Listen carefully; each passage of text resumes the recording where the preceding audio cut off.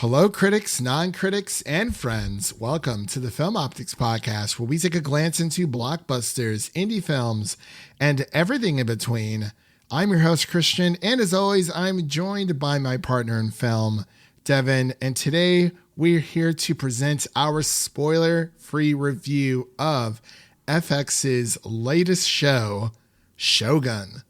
And before we begin today's episode, you can listen to our podcast on podcast platforms around the internet. That includes Apple Podcasts, Spotify, Google Podcasts, and more. And if you are a new or a seasoned listener to the show, we would love to hear from you guys. Follow us on Instagram, Twitter, and Threads at Film Optix. That is Optix with an X. Or you can email us at filmoptix@gmail.com for any movie-related questions. Devin, what's going on? Did you catch the Pokemon Day Presents a few days ago? Happy Thursday as well, or Thursday, I should say. I did not watch it, but I did see all the hype around the good old X, Y, and Z coming back. So I'm not sure how that works because this isn't like a mainline Pokemon game. Like Pokemon Legends is not a mainline Pokemon game. So it seems that it's like a pseudo special version, because usually you would get like a special version after like X and Y. People were hoping that we were going to get Z, and we didn't. We got ZA, which is a weird name. I'm not sure what that means. I have yet to play Pokemon Legends. I actually picked it up. It is on sale right now for $40. And I was like, $40 for a Pokemon Switch game that I hear it's pretty good for the most part. I'm like, what's the harm? So I picked it up. Haven't played it yet, but yeah, I'm a little confused by it, but the whole thing kind of like went over my head because I know about Mega Evolutions, but my Pokemon journey kind of ended after Black and White 2 on the regular DS. So I never owned a 3DS onward. So that whole thing kind of missed me, but I do know what Mega Evolutions are. Yeah, everyone's hyped to have those back. Yeah, you played X and Y. Yeah, I picked it back up with X and Y. I think everyone got 3DSs/2DSs, and we're playing that one. That's right. Yeah, they have. Oh man, that was a time. Yeah, and I wanted to so bad, but odds, I should say, were not in my favor when it comes to that. So yeah, I don't know. Well, we'll see. I'm excited, but I'm going to play through Arceus first, this Legends Arceus, to see what all the hubbub is about, But I'm excited. I'm a little disappointed because I thought it was going to be Black and White remakes, but we'll see. But other than that, how has your week been? What have you been watching? What have you been playing? Are you still playing Power World? It's been a little while for Power World. Just kind of haven't been able to jump back into that one. Lately, I've been playing Dead Island 2. Been having fun with that one. Yeah, I picked it up on sale a couple months ago. I love it how, like, it's crazy because it's like everyone says, oh, stop buying, like, video games and, like, start playing the ones you have. And it's like, yeah, but you got to take while the taking's good. Yeah, if you find a good deal, you can just stash it for the old library. The backlog that you never hit. Yeah, like you're never going to clear out your backlog, like ever, but those games are always there and readily available for when you want to play them. It's like, man, I really want to play, I don't know, Control. Like I've had it forever. And I was like, oh, I have it. So let me just pop it in or like launch it up and play it really quick. And so that's what I did. It was a lot of fun. So yeah, the backlog never ends. And honestly, I would be surprised if anyone gets through their entire backlog. And sometimes you just buy a game when it's like, I might play this one day, but it's such a good deal, I might as well just pick it up along the way. So there's that. But with all that said, I'm glad that you've had a wonderful Thursday, wonderful week altogether. Are you planning on seeing Dune Part 2 once with your out-of-town adventures? Or you guys just going to be hanging out? Yeah, I don't think that one's in the cards. I don't know. Oh, man, that sucks. Is it just you? Who's all meeting up? Yeah, me, Nick, and Jared are going to visit Dakota. Oh, Jared. Oh, Jared. Gotta love him. Should be a good time. Oh, yeah, for sure. I've never been to Michigan myself, so I don't know. I'm not sure if that's really in the cards for me right now. I hear it's a very cold state. I hear their winters are harsher than Ohio's, if that's even possible. Well, they do have Lake Michigan, so I would assume so. But with all that said, as we mentioned before, we're going to be getting into our spoiler-free review of the first 2 episodes of Shogun. This is a series that's brought to you by FX that you can watch on Hulu and Disney Plus through the Hulu launch menu. Like they have like a Hulu section and Disney Plus now, which is now in beta. When I actually think it's kind of cool that they had that. I've never That's understood. actually how I watched both episodes because I was not logged into Hulu for some reason. So I was like, oh, let's just watch it on Disney Plus. I was already logged into Hulu. I just immediately went to Hulu for whatever reason. I was like, oh, it is on Disney Plus, the beta. But I think from here on out, I'm going to watch the rest of the series on Disney Plus through the Hulu launch section. Just to get their numbers up because, it literally says beta right next to it. So it's like, you got to get their numbers up and they want to see how this is going to work. I think they should honestly just mesh the two together. Like, I think, having a Hulu section on Disney Plus is amazing. And it's like, there's really no reason to have 2 separate apps because that's just redundant, at least for what I'm thinking altogether. But Devin, are you ready to travel to the year 1600 Japan? We're gonna have a long time ago in a galaxy that's the same as ours, the same Earth. 1600 Japan, 1600th century Japan. But with all that said, and without any further delay, we'll be right back after this introduction to Shogun. Hear me, my son. I alone will tell you the truth. Death is the only punishment here. I have not told you my family name, but it is well known in Japan. Many years ago, a great injustice stole everything from me.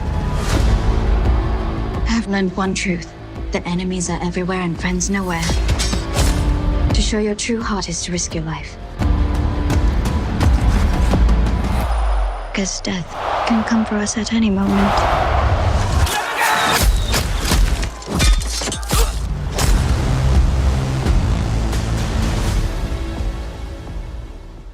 And we are back with our spoiler-free review of the first 2 episodes of Shogun. Again, you can watch this show on Hulu and Disney Plus through Hulu.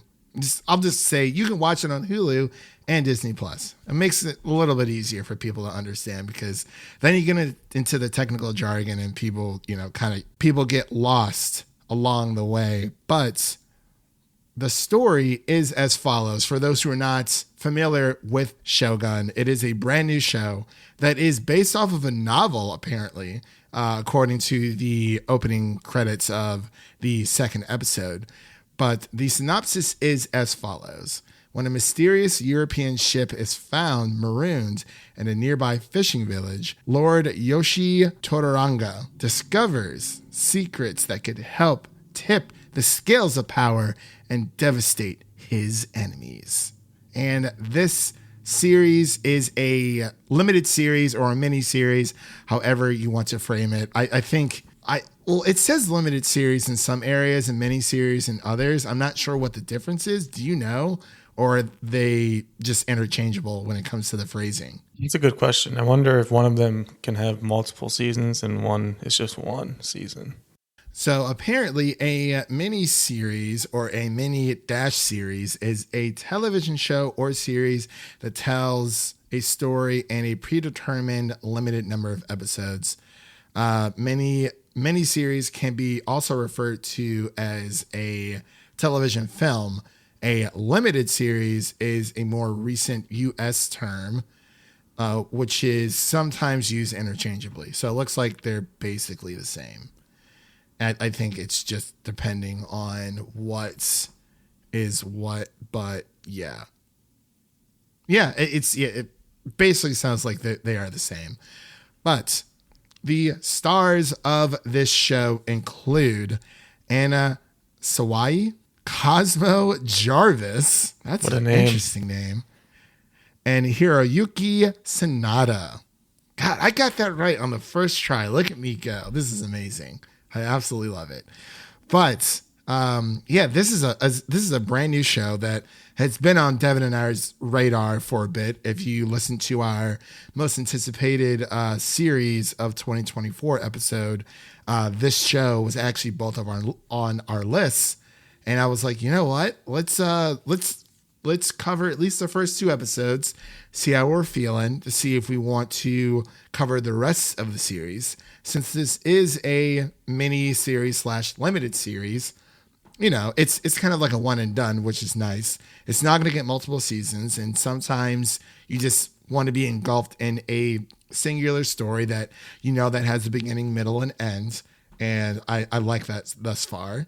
And this show has been getting a lot of high praise. As I mentioned before, it is set in Japan in the year 1600, and Lord Yoshii Toranaga is fighting for his life as his enemies on the Council of Regents unite against him when that mysterious European ship is found marooned in a nearby fishing village. It's a bit redundant, but I just wanted to reiterate what the show is about, because we didn't really know what the show was about going into it. We just saw the trailer and we're like, wow, like 1600 year Japan. This seems really awesome. And yeah, like I said, it's been getting a lot of high praise. A lot of people have been comparing it to Game of Thrones. And I'm like, that is high praise. That is the highest of high praises I can ever imagine. But I'm going to pass it over to Devin so he can give his spoiler-free thoughts on Shogun. Yeah, going into this one, like you mentioned, we didn't really know what to expect. Apparently, like you said, it's based off of a 1975 novel, also titled Shogun. There's also a 1980s TV series as well of the same title, and an adaptation of that same book. So it's kind of been around for a while, and then it's kind of gotten a bit of an audience, and people seem familiar with the book at least. And going into these first 2 episodes, the trailers definitely looked like it was going to be a kind of cool samurai type feudal Japan setting vibe, and it's definitely something that seemed interesting enough, especially coming off of Blue Eye Samurai. I was definitely getting some Blue Eye Samurai vibes with this one. Obviously, very similar settings and overall stories in a way. Obviously, Shogun is live action, so a bit different there. But after this first episode, I wasn't completely sold on it. I didn't get totally gripped. I wasn't totally hooked on the series, but then I think the second episode definitely helped a lot with that and kind of opened things up a little bit as to what to expect in the future. And I think I'm definitely excited for what we have to look forward to. And I really like all the actors that we have in this one. Like you mentioned, Hiroyuki Sanada has been huge lately with all the stuff he's been in. Obviously, he was in John Wick Chapter 4, Bullet Train, Army of the Dead, Mortal Kombat. His filmography is really starting to blow up because he's just so good at what he does, and I can't wait to see him actually start to fling that sword around a bit more. We haven't gotten too much of that action yet, but we got a little taste of that in episode 2, which was nice to see.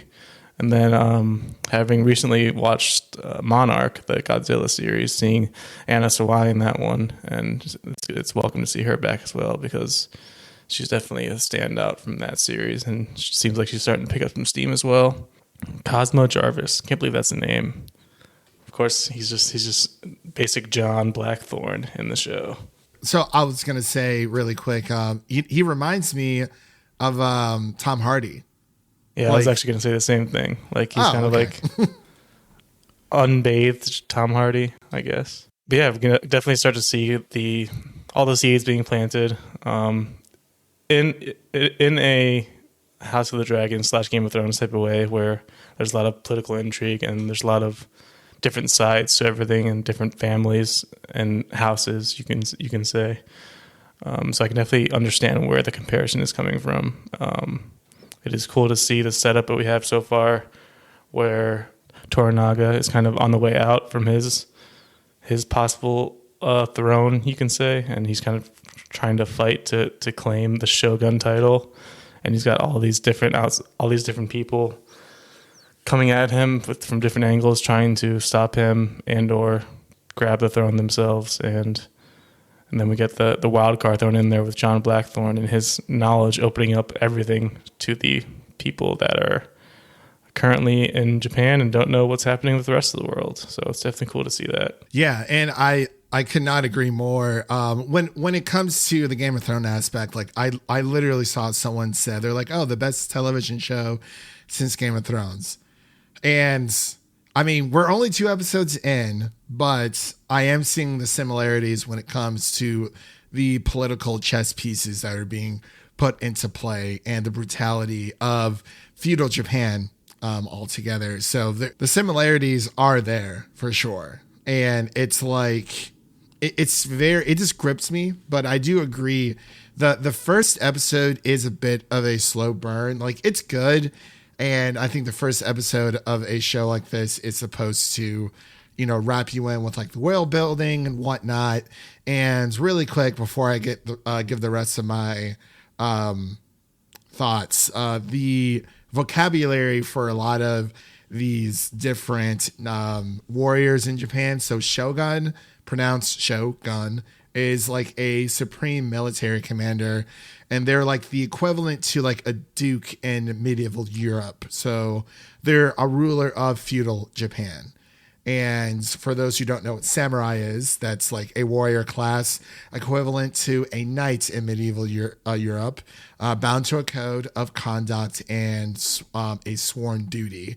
And then there's going to be a few other vocabularies in there, probably like Busho, and Taiko as well. So like a Taiko is like a grand chancellor of the emperor. It's kind of like a prime minister in the UK, especially the relationship over like the royal councils of advisors or like privy council. And then Busho is like a great feudal lord, like a daimyo in Japanese. I think it's what they, or daimyo. I think it's Daimyo. So it's like the Busho is composed of the Council of Regents. So that's like the term that the Council of Regents also is. It's the 5 Busho compose the Council. Okay, so they're basically Busho within the series. Sorry for the vocabulary lesson, but I just wanted to get the information out there. I thought it was pretty interesting. Yeah, it's definitely helpful, especially someone who isn't well versed in world history. I certainly am not, so there's definitely a lot to learn. I mean, I'm not either. I just looked this up on IMDb and I was like, oh, this is a good talking point. So yeah, that's just a bit of the vocabulary. Like Devin said, this is a remake of the 1980 Shogun miniseries. And I actually want to go back and like check that one out as well. But it's like, I want to kind of watch this new version first all the way through, because I don't want to like watch the 1980s version wherever it is and then, not be surprised while watching the latest version. But yeah, also like with the Council of Regents, there's a lot of, since they have the 5 councils or the 5 Busho, it kind of, IMDb actually kind of categorizes them into which regions they are in charge of. So Yoshii Toranaga, he is part of or rules over Kanto region from Pokemon. There's if anyone really caught that reference.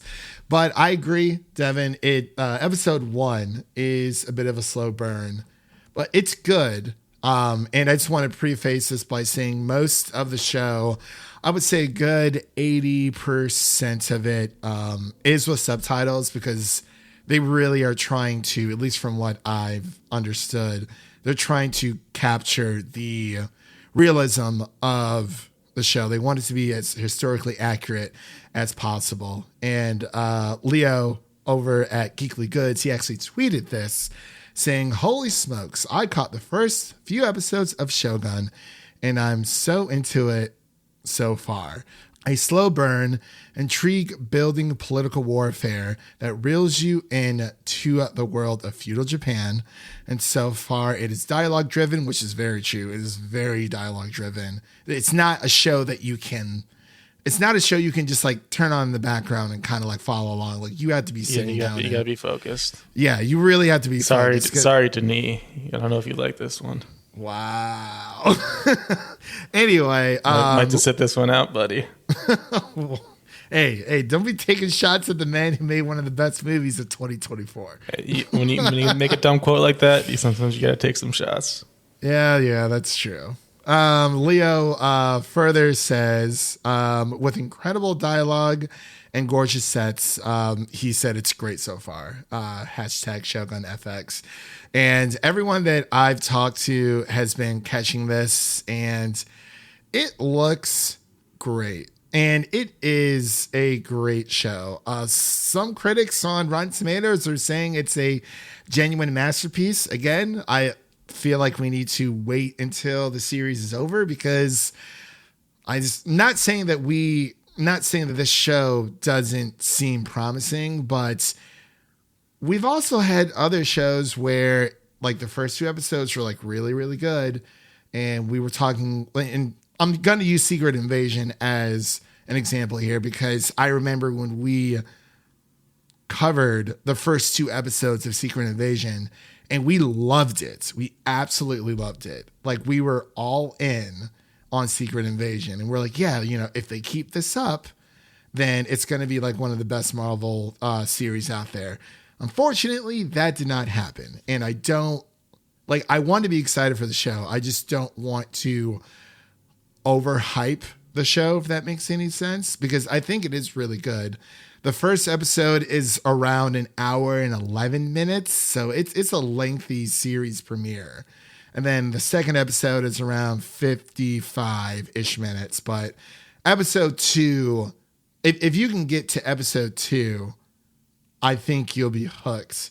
But it also just depends on what kind of show you like. You know what I mean? Yeah, I agree with that. I definitely think episode 2 is what really would grab you if you are trying to see if you're interested or not in watching.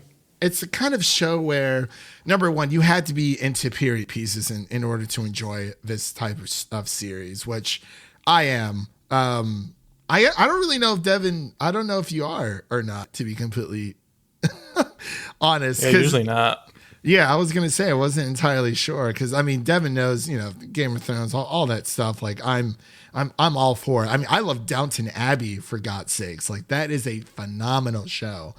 But yeah, knowing that this is a limited series, we've been seeing a lot of high praise. The critic meter on Rotten Tomatoes right now is 100%, with the audience score around 96.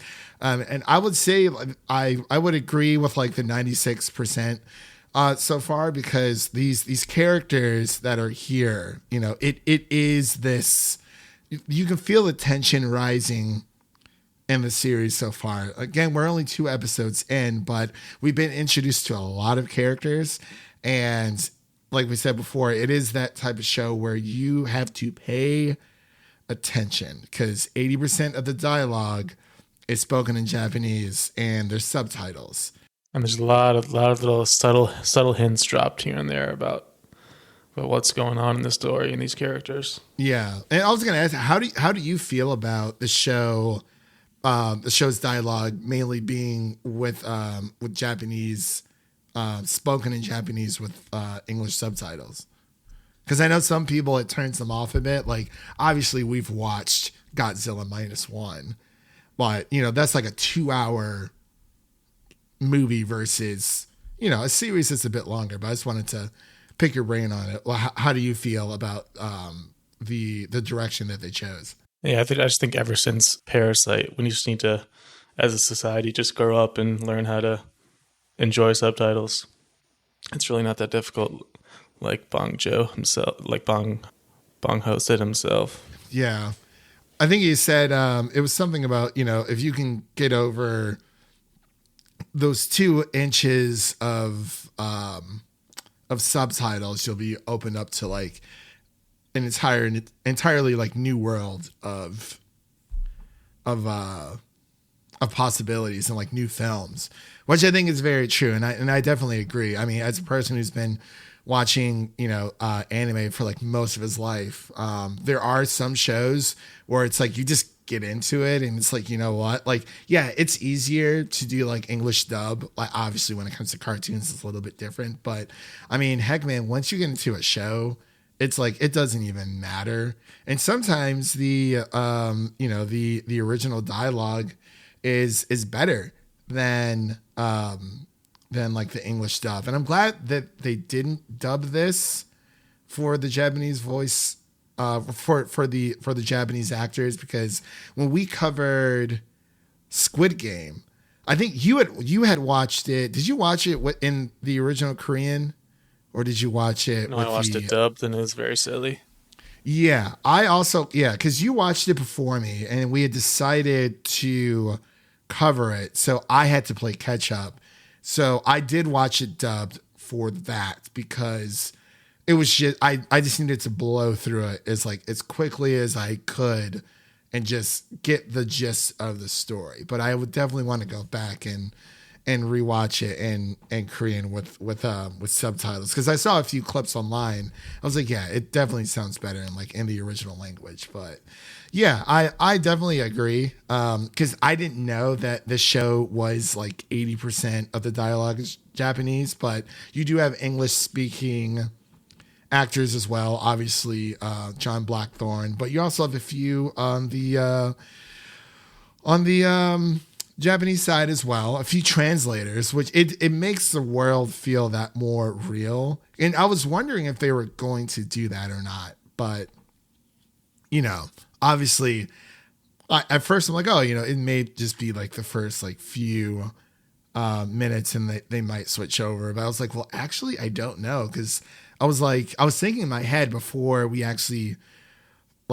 John Blackthorne met the rest of the Council of Regents, especially Yoshii, I was like, oh, this is actually going to be very interesting, having them speak their native tongues and trying to communicate with each other and actually needing translators, which is pretty cool. But yeah, the show is great so far. We haven't gotten too much action. We've gotten a little bit, but it is more of just the brutality of feudal Japan and them trying to discover basically a war that's happening around their own country that they don't even know about. And they're like, it goes deeper from there, but we're still in the setting up area of the show. But you can definitely tell it's building to something. Yeah, it's definitely building to something. Do you know how many episodes it's supposed to? Oh, it looks like it's supposed to be 10. 10 episodes. Okay. And so the first episode is called Jin. That is destinies converge in Japan after a barbarian, John Blackthorne, ship washes ashore a poor fishing village. And meanwhile, in Osaka, Lord Toranaga finds himself outplayed by his enemies, which is the rest of the Council of Regents. And then episode 2 is called Servants of Two Masters, where Blackthorne's arrival in Osaka stirs up a hornet's nest of rivalries, and things kind of just unfold from there. And yeah, I definitely think episode 2 was a little bit better than episode 1, just because episode 1 was a bit of a slow burn, but it was cool to see all these new characters and being introduced to these characters and seeing where they play on this chessboard of this political struggle. And I'm very excited. It looks like they have at least on IMDb, they have the synopsises for each episode going up to like episode 6. So I believe, since the first 2 episodes are out, they're going to be releasing them regularly, an episode a week, weekly, every Tuesday. So Tuesday, March 5th is the next episode, and that is titled Tomorrow is Tomorrow. So very excited for that. I won't read the synopsis, but I just wanted to give out the episode name. But I've been talking up a storm here for a while. Devin, is there anything you wanted to mention that we have not had a chance to bring up in this spoiler-free review? I think we got it covered. All right. So we are not going to be giving out any reviews or scores for these first 2 episodes because, you know, as we have said in the past with previous series that we like to cover, we're going to wait until the season or the story is basically over to give it an overall grade. I just feel like it's a bit misleading for a lot of people. Like we said, you know, TV shows can have their ups and downs. You can have really great episodes, you know, like 3-4 in a row, then it can kind of dip for a bit. And literally every TV show is like this. And if you've ever watched Game of Thrones, you know, like you have like your big moment episodes, but then you have your okay episodes. And then the other one's just like, you know, it could have been better. Not much happens. But for Shogun, they are definitely building up. And like Devin said, you can feel that anticipation. And I think I'm in for the ride for this one for sure. Because the first episode, I was like, that was good. And I was like, I wasn't entirely sure. And then I watched episode 2, and I'm glad that they released 2 episodes at once because I don't think the show would have been as well received if it was just the first episode altogether. But, you know, I don't want to psych myself out and be like, my gosh, this is the best show ever. And it's shaping up to be a good show. And it seems that Devin is also on board with that as well. So we might do a full series review once the season or once the show has finished in April. It's like mid-April. I think like April 20. Well, not really mid-April. Towards the end of April. April 23rd is the series finale. Tuesday, April 23rd. So that's definitely when we'll be returning back to this series because we got a lot to cover within that time frame. And, you know, as much as we would like to record this on a weekly basis, yeah, that's a lot of work. It's got to be something special in order for us to do that. But with all that said, and that concludes today's episode. If you enjoyed what you heard, make sure to subscribe to our podcast on your preferred podcast platform of choice. And make sure to follow us on Twitter, Instagram, and Threads at Film Optix. And don't forget to share an episode of our podcast with a fellow movie lover, whether it be your mother, your brother, or your significant other. Spread the love for the Film Optix podcast with a movie lover in need. And now let's take a sneak peek at what's coming up next for new review releases that are now available for people to listen to. As of this recording, you can listen to our Dune Part 2 spoiler-free review, as well as our Avatar: The Last Airbender Netflix series spoiler review. And you can also listen to Devin and I's Madame Web review that is spoiler-free. Or is it spoiler-free? It's either spoiler or spoiler. I think it's spoiler-free for the most part. No, actually, we did both for that. So we started off with non-spoilers, then we got into spoilers. So it's a bit of both, but it starts with non-spoilers. And for upcoming releases, I am planning on doing a Dune Part 2 spoiler review with my friend Amanda. So that's going to be a lot of fun. I'm seeing it for the second time this weekend, so I'm very, very excited. But by the time this is out, I've already seen it. So those are just a few things that we have to look forward to. Something else is coming out in March. Just keep posted on our social medias, and we will definitely let you know. Primarily Twitter. It's usually where we spend most of our time. And with all that said, thank you for listening. If you enjoy the show, please take a moment to leave us a 5-star rating and review on Apple Podcasts and Spotify. That really helps out the podcast. We're trying to get that Rotten Tomatoes approval. So hopefully this year's the year. We'll see. But also stay connected with us again by following us on Twitter, Instagram, and Threads, all that social media garbage for the latest updates. And again, that was Devin, and I'm Christian, signing off. And remember, life is like a movie. So go out there and make it a blockbuster.